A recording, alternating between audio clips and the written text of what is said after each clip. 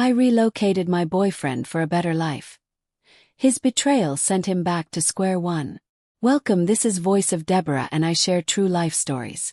Have you ever sacrificed everything for someone, only to discover they were planning your destruction the entire time? I stared at the screen of my laptop, my hands trembling so violently I could barely hold my coffee mug. The bank notification glowed in the darkness of my living room.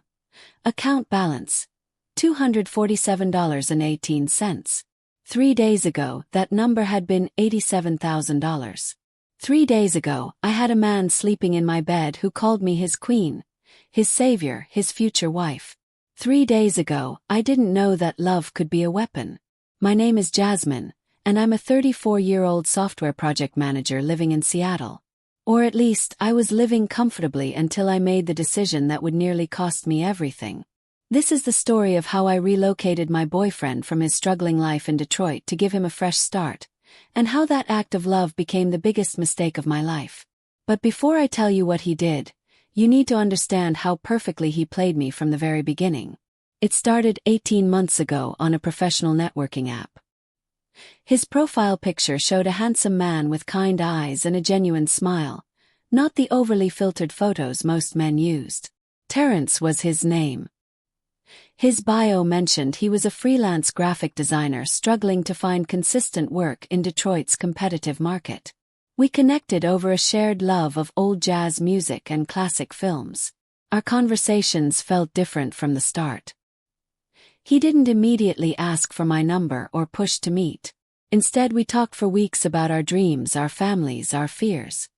He told me about growing up with a single mother who worked 3 jobs, about dropping out of college when she got sick, about teaching himself design while taking care of her until she passed. "I just want to make something of myself," he said during our first video call, his voice cracking slightly. "I want to make her proud, you know, wherever she is." I felt something shift in my chest. Here was a man who valued family, who wasn't afraid to be vulnerable, who had faced real hardship but remained hopeful. What I didn't know was that every word was carefully calculated. After 3 months of daily conversations, I flew to Detroit to meet him in person. He picked me up from the airport in a borrowed car, apologizing profusely that his own vehicle had broken down the week before. We spent a magical weekend together. He took me to a small jazz club where a local band played, and we danced until midnight. He cooked me dinner in his small studio apartment, telling me stories about his mother's recipes. I met his best friend, Devin, who seemed genuinely happy for us. "This man hasn't smiled like this in years," Devin told me privately. "You're good for him." When I returned to Seattle, I couldn't stop thinking about him. About us. About the possibility of building something real with someone who understood struggle, who valued authenticity, who made me laugh until my stomach hurt. But Devin's words should have been my first warning sign. I just didn't know how to read it yet. 3 months later, when Terrence called me crying because he'd been evicted from his apartment after his landlord sold the building, I didn't hesitate. I had space. I had resources. I had love to give. "Come to Seattle," I told him. "Stay with me while you get on your feet. The design market here is huge. You'll find work easily." He protested at first, saying he didn't want to be a burden, that he needed to figure things out on his own. His reluctance made me want to help him even more. Here was a proud man who didn't want to take advantage, who valued independence. I had no idea I was watching an Oscar-worthy performance. Terrence arrived in Seattle on a rainy October evening with 2 suitcases and a laptop bag. I had prepared the guest room for him, wanting to take things slow despite our connection. He insisted on paying rent as soon as he found work, on contributing to groceries, on being a true partner. The first month was perfect. He worked on his portfolio, applied to dozens of positions, cooked dinner while I was at work, and made my apartment feel like a home instead of just a place I slept. We established routines. Morning coffee together before I logged in for work. Evening walks around Green Lake. Weekend trips to explore the Pacific Northwest. "I can't believe how different my life is now," he told me one night, holding me close on the couch. You saved me, Jasmine. I'm going to spend the rest of my life making you happy. If only I had paid attention to what he did when he thought I wasn't looking. By month 2, Terrence still hadn't found full-time work, but he picked up a few freelance projects. He showed me the contracts, the correspondence with clients, even the payments coming in. Small amounts, but it was progress. He insisted on transferring me $300 for rent and groceries, even though I told him it wasn't necessary. I'm a man, he said firmly. I contribute. My mother raised me better than to live off a woman. Those words made me fall even deeper. In a world where men often felt entitled to women's labor and resources, here was one who insisted on pulling his own weight even when he was struggling. I started helping him more actively with his career. I used my professional network to connect him with potential clients. I paid for an updated portfolio website. When he mentioned that his laptop was dying, I surprised him with a new MacBook Pro for his birthday. This is too much, he said, tears in his eyes as he opened the gift. I don't deserve you. You deserve the world, I told him, kissing his forehead. And I want to give it to you. That laptop would eventually become evidence of his betrayal, but not in the way you think. By month 4, something shifted. Terrence landed what he called a major contract with a marketing firm.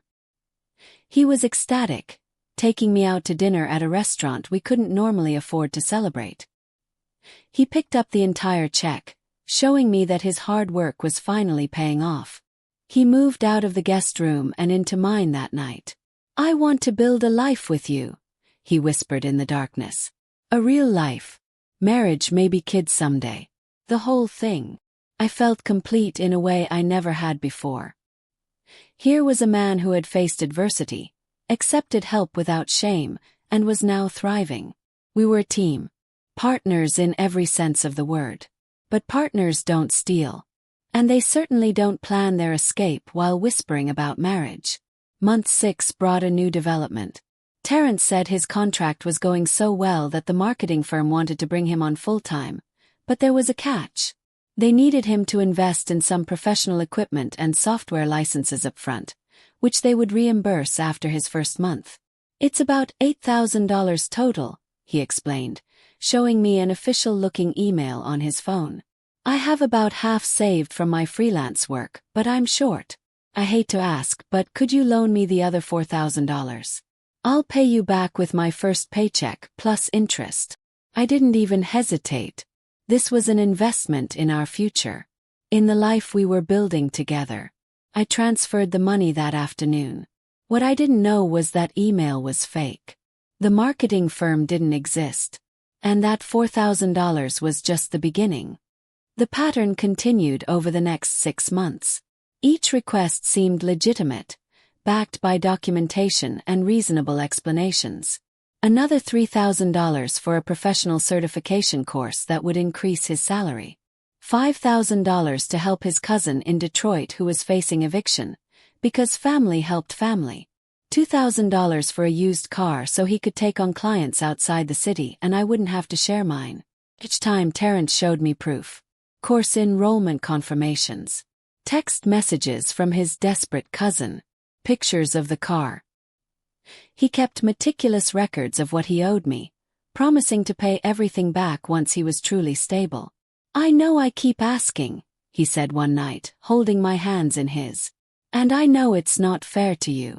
But I promise, Jasmine, once I'm on my feet, I'm going to give you the world. We're going to buy a house together. Get married. Build the life we both deserve. I should have wondered why a man with a full-time job needed so many loans. But love makes you blind, doesn't it?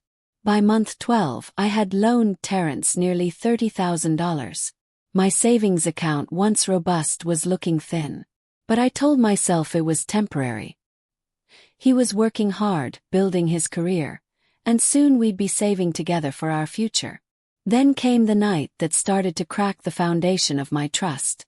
I came home early from a work conference, exhausted and wanting nothing more than to collapse into bed. Terrence wasn't expecting me until the next day. As I unlocked the door, I heard his voice from the bedroom, talking on the phone. Yeah, she bought the whole thing, he was saying, his tone casual, almost amused. The course, the car, all of it. Just so fucking easy, man. Another few months and I'll have enough. I froze in the hallway, my heart stopping. But what he said next changed everything. Nah, Devon, she's not suspicious at all. She's too in love to see what's right in front of her face. By the time she figures it out, I'll be back in Detroit with enough money to start that business we talked about. She'll be heartbroken, but she'll get over it. The phone slipped from my hand and clattered onto the hardwood floor. The conversation in the bedroom stopped abruptly. The door opened and Terrence stood there, his face pale, eyes wide. "Jasmine," he said, his voice taking on that soft, vulnerable tone I'd come to associate with his honesty. "Baby, that wasn't what it sounded like. I was just joking with Devon. You know how guys talk trash." But I'd heard the truth in his voice on that phone call. The mockery, the calculation, the complete absence of the love he claimed to feel. "Get out," I whispered. "Baby, please let me explain." "Get out." But leaving my apartment was the least of what I was about to make him do. Terrence didn't leave that night. Instead, he launched into an explanation that almost made sense. He admitted the phone call sounded bad, but swore it was taken out of context. He was venting to Devon about feeling emasculated by needing my help. The business they discussed was just a fantasy, not a real plan. He loved me. Everything he'd said and done over the past year was real. "I'll prove it to you," he said, pulling up his laptop. "Look, here are all my work contracts. Here are the receipts for the things I bought. Here's the course completion certificate. I'm not scamming you, Jasmine. I'm building a future for us." I looked at the documents. They looked legitimate, professional, detailed. Maybe I had misunderstood. Maybe my own insecurities were making me paranoid. This is how good con artists work. They make you doubt your own perceptions, your own ears, your own instincts. I decided to test him. "Okay," I said slowly. "I believe you. But I need you to show me the money you've saved.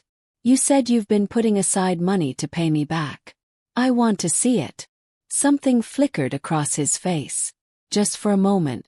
Then the vulnerable expression returned. "Of course," he said. "I keep it in a separate account so I'm not tempted to spend it. I can show you the statements tomorrow when the bank opens." Tomorrow came. The bank statements showed an account with $47.83. I don't understand," Terrence stammered, staring at the screen. "There should be almost $15,000 in here. Someone must have hacked my account. I need to call the bank immediately." He put on a convincing show of panic, of confusion, of betrayal by the banking system.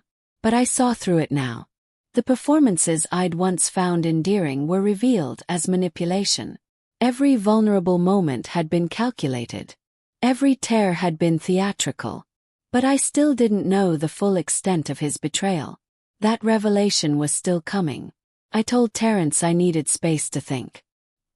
He moved back into the guest room, promising to sort out the banking error and prove his innocence. For 3 days I watched him carefully. He maintained his routine, going to his supposed job, coming home, cooking dinner, acting like everything was normal. On the 4th day, while he was out, I did something I'd never done before. I went through his laptop. The MacBook Pro I'd given him for his birthday was still logged into his email. I felt guilty as I opened it, like I was violating his privacy. But that guilt evaporated the moment I saw the truth. Folder after folder of templates. Fake company letterheads. Photoshopped contracts. Email addresses set up to look like legitimate businesses. Screenshots of websites edited to show fake job postings. Course completion certificates with my name changed to his using basic photo editing software. And then I found the group chat that made my blood run cold. It was called The Seattle Job, and included Terrence, Devon, and 2 other people I didn't recognize. The messages went back months, documenting everything. Devon: "Did she buy the eviction story?" Terrence: "Hook, line, and sinker. Moving to Seattle next week." Devon: "Remember, play the proud provider." Women eat that shit up. Unknown. My sister did this in Portland. Got $60,000 before she had to bail. You can definitely hit $100,000 if you play it right. I scrolled through months of messages. They discussed me like I was a mark, a target, a job to be completed. They celebrated each successful loan request. They mocked my intelligence, my kindness, my love. They strategized about when to run, how to cover their tracks, where to go next. But the worst message was the most recent one, sent just 2 days ago. Terrence, she's getting suspicious. Might need to accelerate the timeline. How fast can you set up the emergency? Devin, give me 48 hours. We'll do the medical crisis angle. Works every time. Women can't resist a man who needs them to save him. I felt bile rise in my throat.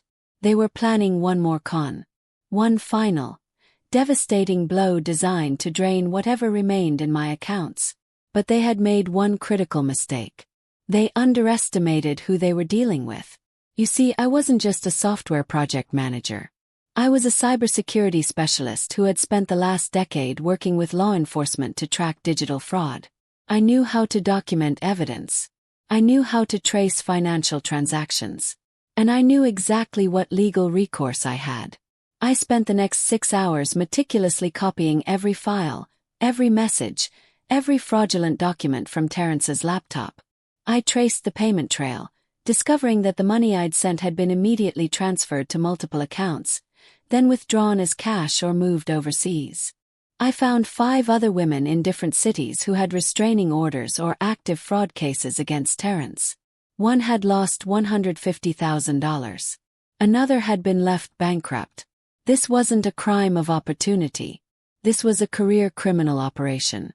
I contacted a lawyer who specialized in fraud cases. I filed a police report with all the evidence I'd gathered.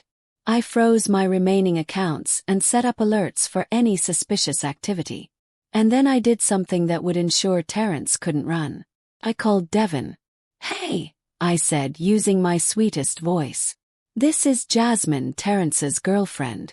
He left his phone here and I noticed he missed a call from you. Is everything okay?" Devin, not knowing I discovered everything, played his part perfectly. "Oh yeah, everything's fine. Just checking in on how things are going. Tell him to call me back when he gets a chance." "Actually," I said, letting my voice crack slightly, "I'm so glad you called. Terrence has been so stressed about money lately, and I want to help him. He mentioned you guys were planning a business together. I have some inheritance money that just came through, and I'd love to invest in you guys. Maybe $50,000 to get started. Can we meet this week to discuss it?" The silence on the other end told me everything I needed to know. Greed is predictable. That's incredibly generous," Devin said slowly. "Yeah, let's definitely meet. How about Thursday?" "Perfect," I said. "I'll have Terrence set it up." When Terrence came home that evening, I was waiting with dinner on the table and a smile on my face. I told him about the inheritance and my desire to invest in his future with Devin. I watched his eyes light up with that familiar mixture of fake gratitude and genuine greed. "You're incredible," he said, kissing me. "I don't deserve you." "You really don't," I agreed, meaning it in a way he couldn't comprehend. Thursday came, and so did the police. I had arranged the meeting at a coffee shop near a police station, giving them all the evidence in advance. When Terrence and Devin arrived, finding me sitting with 2 detectives instead of a briefcase full of money, I watched their faces go through a fascinating evolution. Confusion, recognition, panic, resignation. "Terrence Williams and Devin Patterson," one detective said, standing. "You're under arrest for wire fraud, identity theft, and conspiracy to commit fraud." Terrence looked at me, his mask finally falling away completely. "You fucking bitch," he snarled, all pretense of love gone. "That's the fucking bitch who's sending you to prison," I corrected calmly. "Oh, and Terrence, the MacBook I gave you. It had tracking and monitoring software installed. I've had recordings of every keystroke, every website, every conversation since day one. I just needed you to incriminate yourself completely." That was a lie. but watching his face pale as he wondered what else I knew made it worth it. The investigation moved quickly with all the evidence I'd provided. It turned out Terrence and Devon had been running variations of this scam for 6 years, targeting successful single women in different cities. They'd stolen over $800,000 collectively from 17 women. Some had been too embarrassed to report it. Others hadn't had enough evidence. I was the first one who'd had both the knowledge and the resources to build an airtight case. The prosecutor was thrilled. "This is one of the most well-documented fraud cases I've ever seen," she told me. "You did our job for us. But here's the twist that nobody saw coming, least of all Terrence. I got every single penny back, plus damages, plus interest." During the investigation, the authorities discovered that Terrence had been hiding assets in cryptocurrency and offshore accounts, the typical playbook for long-term fraud operations. But he'd made one critical error in his confidence. He'd kept detailed records of every transaction, every victim, every dollar stolen, because he believed he was untouchable. Those records became the roadmap for asset recovery. The court ordered full restitution to all victims. Because I had reported it first and provided the evidence that broke open the entire operation, I was first in line for repayment. The $30,000 he'd stolen from me was returned within 6 weeks. The court also ordered him to pay an additional $40,000 in damages for emotional distress and punitive damages. But the real justice came in a form I never expected. Terrence and Devon were each sentenced to 8 years in federal prison. The 2 other members of their group, who had been coaching them through the Seattle job, received similar sentences for their involvement in other fraud schemes. Years. The same amount of time Terrence had spent perfecting his craft. The same amount of time he could have spent building a legitimate career, developing real skills, becoming the person he pretended to be. On the day of sentencing, I sat in the courtroom and watched as Terrence was led away in handcuffs. He looked back at me once, and in his eyes, I saw something that might have been regret. Not for what he'd done to me, but for getting caught. For underestimating the woman he thought was just another easy mark. The prosecutor approached me after the sentencing. "You know," she said quietly, "most victims of romance fraud never report it. The shame, the embarrassment, the feeling of being stupid for falling for it, it keeps people silent. But you turned the tables completely. You should be proud." I nodded, but I didn't feel proud. I felt exhausted, betrayed, relieved, angry. All of it at once. "He's going to federal prison," the prosecutor continued. "He'll serve at least 85% of that sentence. And when he gets out, he'll have a record that will follow him forever. You didn't just stop him from hurting you. You stopped him from hurting dozens more women." That was when I finally understood the full scope of what I'd survived. This wasn't just about me and my $30,000. This was about the single mother in Phoenix who'd lost her house. The young professional in Boston who'd had to declare bankruptcy. The widow in Miami who'd given up her late husband's life insurance payout. All of us connected by a man who weaponized vulnerability and turned love into extraction operation. The months after the trial were harder than I expected. I'd won, legally and financially, but the emotional scars ran deep. I questioned every interaction, every relationship, every compliment. Had I been a fool? Had I missed obvious signs? Could I ever trust my own judgment again? Therapy helped. So did connecting with the other victims, forming a support network of women who understood the unique shame and violation of romance fraud. We shared our stories, our healing, our gradual return to trusting our instincts. One woman told me something that stuck with me. "He didn't exploit your weakness. He exploited your strength. Your capacity for love, your loyalty, your generosity. Those are beautiful qualities. He just knew how to weaponize them." And slowly, painfully, I began to rebuild myself. It's been 14 months since Terrence was sentenced. I still live in Seattle, in a different apartment that holds no memories of him. I got a promotion at work, partly because my role in dismantling the fraud operation impressed my cybersecurity team. I date cautiously now, but I date. I trust slowly, but I trust. And every few months I get a check in the mail. Payment from the court-ordered restitution, deducted from whatever Terrence manages to earn in prison. It's never much, maybe $50 or $100, but I don't cash them. I keep them in a folder, a reminder that justice isn't always swift, but it can be thorough. The most important lesson I learned was this. Your instincts are valuable. When I heard Terrence on that phone call, my gut knew the truth immediately. But my heart argued. My hope negotiated. My love excused.